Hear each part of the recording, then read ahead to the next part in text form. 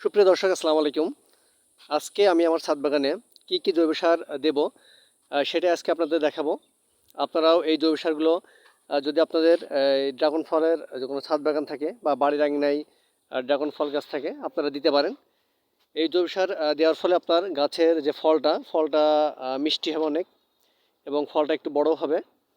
আর এটা আপনার বেশি বা কম দিলেও কোনো সমস্যা নেই। আর গাছে ফুল ফল আনতেও এই জৈব সারগুলো আসলে খুবই ভূমিকা রাখে। চলুন তাহলে দেখা যাক কি জৈব সার আমি দিলাম। এই যে আমি আগে থেকে এখানে তৈরি করে রেখে দিয়েছি। এখানে আছে কি জৈব সার আছে। প্রথমে আছে শুকনা যে গোবরের সার, পুরাতন গোবরের সারটা আছে এর মধ্যে। তারপরে যে বাদামের খোসা গুঁড়ো করে আপনারা এটা ব্লেন্ডারে গুঁড়ো করে নিতে পারেন, অথবা যদি কোনো হামানদিস্তা থাকে লোহার, সেটাও আপনারা পিষে গুঁড়ো করে নিতে পারেন।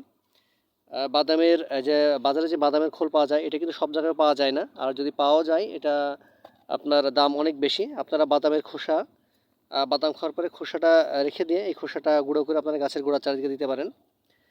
আমি শুকনো গোবরের সার দিয়ে নিয়ে নিয়েছি, তারপর নিয়েছি খোসা বাদামের খোসা গুঁড়ো করে দিয়েছি। তারপরে দিয়েছি আপনার ডিমের খোসাটা গুঁড়ো করে দিয়েছি। আর যে ফেলে দেওয়া চা পাতাটা এটা শুকিয়ে নিয়ে নিয়েছি। আর যে পাতা আছে, শুকনা পাতা আছে কিছু, যে কম্পোস্ট সার বলে, এইটা নিয়ে নিয়েছি। এই 4-5টা উপাদান নিয়ে আমি এই জৈব সারটা তৈরি করেছি। এটা আপনারা এইভাবে তৈরি করে মিশিয়ে রেখে দিবেন, এবং এর সাথে আপনারা যদি পারেন ট্রাইকোডার্মা সমৃদ্ধ ছত্রাকনাশকটাও ব্যবহার করতে পারেন। এটা ওর সাথে মিশিয়ে 2-3 দিন মিশিয়ে রাখার পরে গাছের গোড়া চারদিকে ব্যবহার করতে পারেন। তো গাছের গোড়া যখন ব্যবহার করবেন, দেখবেন গাছের গোড়া যদি কোনো আগাছা থাকে গাছের গোড়া চারদিকে, সেই আগাছাগুলো আগে থেকে পরিষ্কার করে রাখবেন।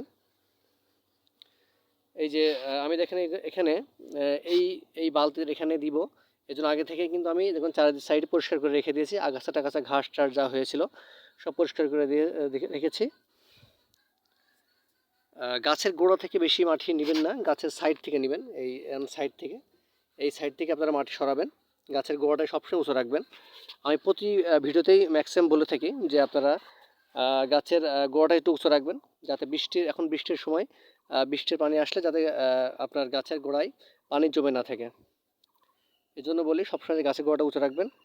এবার দেখুন, আমি প্রথমে এটা পরিষ্কার করে নিয়েছিলাম। পরিষ্কার করার পরে আমি যে ট্রাইকোডার্মা সমৃদ্ধ আছে এটা স্প্রে করে দিয়েছি, যাতে আপনার এটা ট্রাইকোডার্মা সমৃদ্ধ ছত্রাক যদি শিকড় কোনো পচন লাগে সেটার হাত থেকে এটা রক্ষা করবে।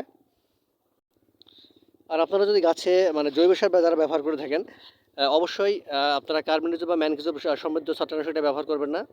আর যখন জৈব সার দিবেন আপনারা ব্যবহার করবেন ট্রাইকোডার্মা সমৃদ্ধ ছত্রাকনাশক। কারণ ট্রাইকোডার্মা ছত্রাকনাশক এটা জৈব সারের সাথে খুবই ভালো কাজ করে, এবং এটা খুব ভালো যায়। দেখুন আমার এখানে একটা দেখুন, এই ফলটা দেখলে আপনারা বুঝতে পারবেন এটা পিওর অর্গানিক ফল, ন্যাচারাল। এর কালারটা দেখুন, কালারটা দেখলে আপনারা বুঝতে পারছেন। আর ফলটাও দেখুন একটু মাশাআল্লাহ অনেক বড় হয়েছে। এই যে এখানেও আরেকটা ফল আছে।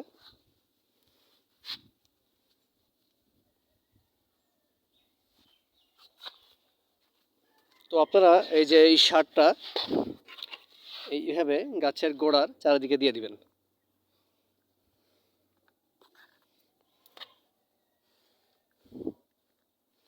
এইভাবে প্রতিটা গাছের গোড়ার চারিদিকে দিয়ে দিবেন। বাদামের খোসাটা একটু শুকিয়ে নেবেন, শুকিয়ে তারপরে গুঁড়া করে নেবেন। আর যে ডিমের খোসা এটাও শুকিয়ে নেবেন, শুকিয়ে ভালো করে গুঁড়া করে নেবেন। আপনারা ব্লেন্ডারে গুঁড়া করে নিতে পারেন।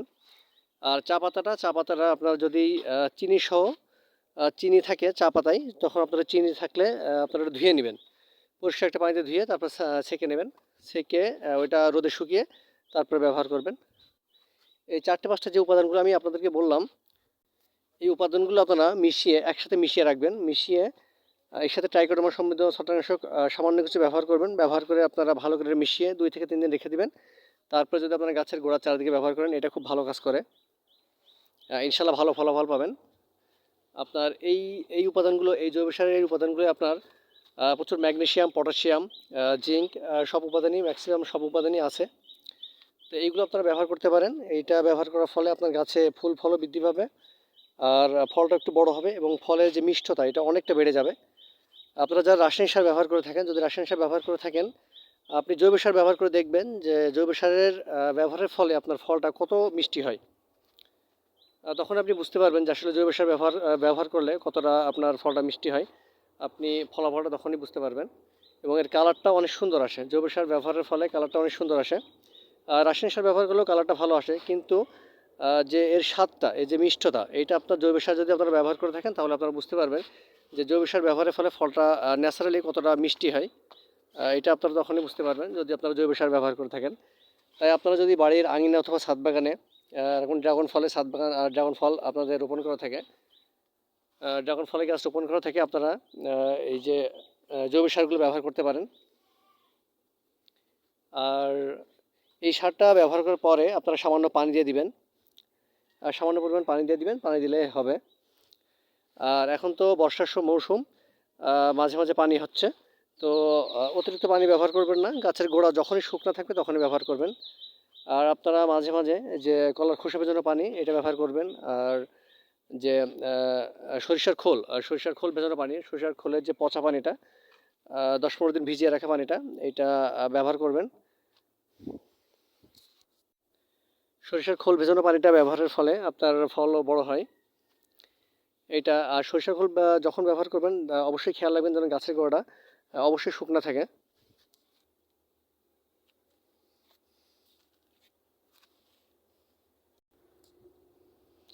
গাছে কিন্তু আবার ফুলও আসতেছে, এই যে দেখুন গাছে আবার ফুল আসতেছে। তো জৈব সার যদি আপনারা মাত্রায় বেশি বা কম দেন কোনো সমস্যা নেই।